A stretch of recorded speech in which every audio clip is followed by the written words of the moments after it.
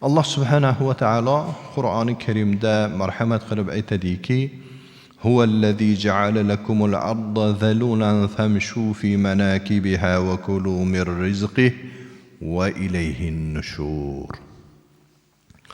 U shunday bir zotki, sizlarga yerni hokisor, ya'ni bo'ysunguvchi qilib berdi.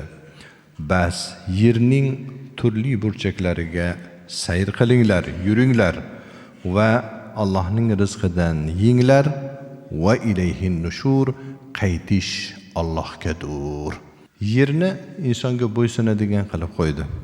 Yerni chopasiz, unga bir urug' qadaysiz, o'sha urug' unib o'sib chiqadi, siz uchun yer xizmat qiladi.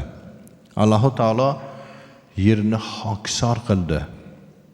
Inson agar unga qarab, suv quyib, urug' sepib, parvarish qiladigan bo'lsa, unga hosil yetkazib beradigan xususiyatni Alloh taolo yerga ato qildi. Demak, bu Allohning buyuk ne'mati. Alloh taolo Qur'oni Karimda Odam alayhissalomga dediki: "Biz sizlarga yerni qarorgoh qilib berdik" dedi. Bizning qarorgohimiz yer. Bunda hamma sharoit bor. Mana shu yerni Alloh bo'ysundirib qo'ydi.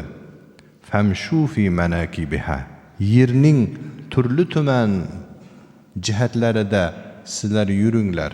Ya'ni tijorat qilinglar, kasb-u kamolat qilinglar, Allohning rizqidan yenglar. Lekin shuni esdan chiqarmanglarki, baribir Allohga qaytasizlar, deydi Alloh taolo. Demak, inson kasb-u kamolat qilar ekan, bir kun Alloh taoloning huzuriga qaytib hisob-kitob berishini esidan chiqarib qo'ymasligi kerak ekan. Ana shunga ishorat qiladi oyat-i karima.